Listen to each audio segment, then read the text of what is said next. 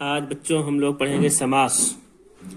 सबसे पहले देखते हैं समास का अर्थ पढ़ते हैं।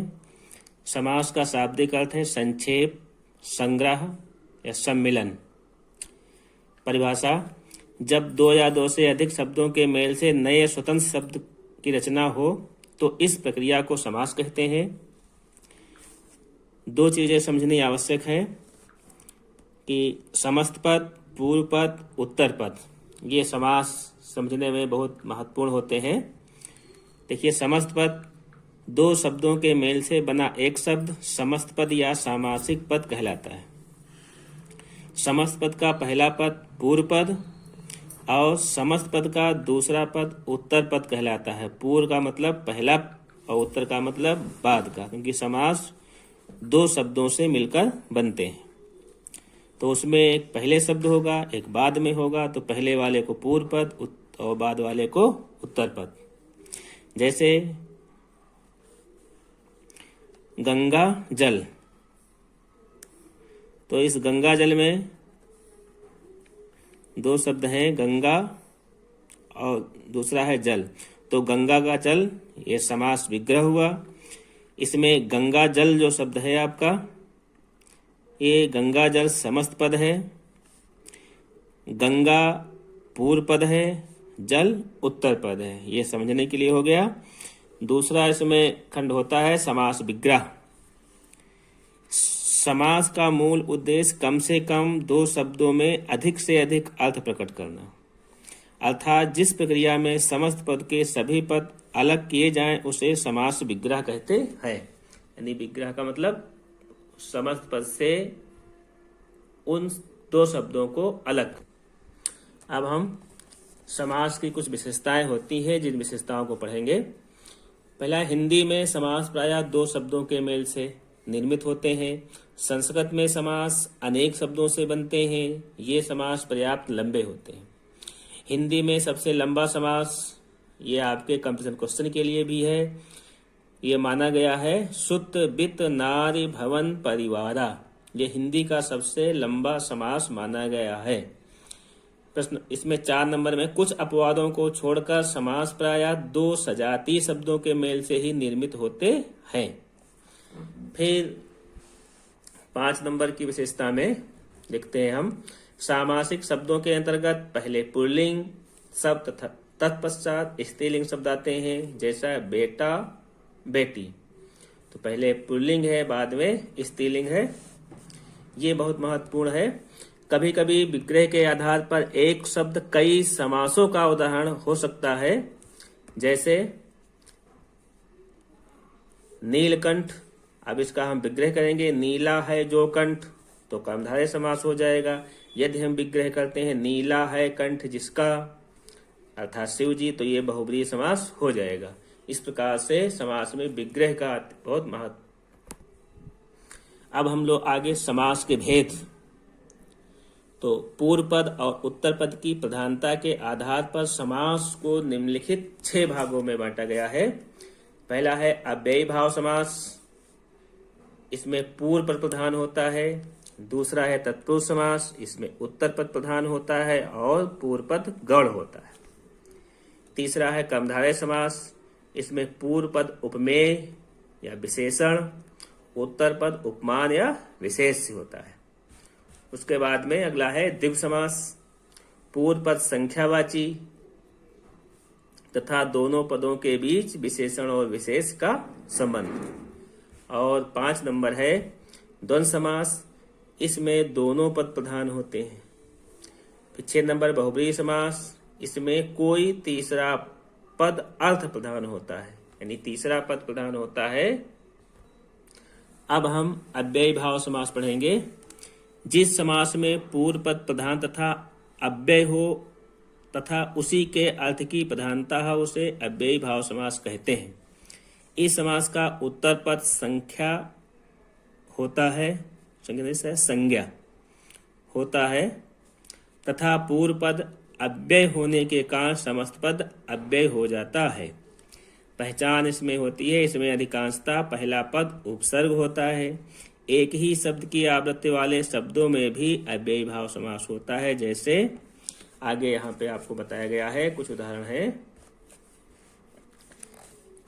समस्त पद विग्रह, समस्त पद घर घर, सभी घरों में, तो ये एक ही जैसे शब्द हैं। कानों कान, कान ही कान में, रातों रात, रात ही रात में, बीचों बीच, बीच ही बीच में या ठीक बीच में, दिनों दिन, दिन ही दिन में, गली गली, प्रत्येक गली में। तो इस प्रकार यह अव्ययी भाव समास के उदाहरण है। अब अन्य उदाहरण देखते हैं। समस्त पद यथाविधि, विधि के अनुसार, यथाशक्ति, शक्ति के अनुसार, यथाक्रम, क्रम के अनुसार, यथा संभव, जैसा संभव हो, प्रतिदिन, दिन दिन, अनुरूप, रूप के योग्य, आमरण, मरने तक, भरपेट, पेट भर, आजन्म, जन्म तक। इसमें हम देखते हैं कि सभी शब्दों में उपसर्ग शब्द लगे हुए हैं। अन विष्णु, विष्णु के पीछे, बेकसूर, बिना कसूर के, सकुशल, कुशलता के साथ, प्रत्येक, एक एक के प्रति, बाकायदा, कायदे के अनुसार, बेईमान, बिना ईमान के, ठीक, निर्मच्छिका, मक्खी का अभाव, निर्जन, लोगों का अभाव, अतिहिम, हिम की अति, अधगिर, गिरि पर, कुसमय, बुरा समय, और आपाद मस्तक, सिर से पैर तक। इसके बाद में हम पढ़ेंगे तत्पुरुष समास। तो तत्पुरुष समास जिस समास में उत्तर पद प्रधान होता है और पूर्व पद गौण होता है तथा समस्त पद का पहला पद संज्ञा या सर्वनाम होता है, वह तत्पुरुष समास कहलाता है। तत्पुरुष समास में समस्त पद करते समय कारक विभक्ति या एकाधिक शब्दों का लोप होता है, इसलिए इसे लुप्त विभक्ति के अनुसार तत्पुरुष समास के निम्न लिखित भेद किए जा सकते हैं। तो हम इन भेदों के आधार पर इस समास को हम पढ़ेंगे, जिसमें कारक चिन्ह का हमें ज्ञान अति आवश्यक है। आइए पढ़ते हैं। पहला है कर्म तत्पुरुष। कर्म तत्पुरुष के अंतर्गत समस्त पद में कर्म कारक की विभक्ति को, यानी कर्म कारक की विभक्ति का चिन्ह होता है को, का लोप होता है। अब ये समस्त पद विग्रह है, देखते हैं। स्वर्ग को स्वर्ग प्राप्त, तो समास विग्रह करेंगे तो स्वर्ग को प्राप्त। देशगत विग्रह करेंगे तो देश को गया। जल पिपास, जल को पीने की इच्छा रखने वाला। ये कर्म तत्पुरुष समास के हैं। अब इसके आगे हम पढ़ेंगे कर्ण तत्पुरुष।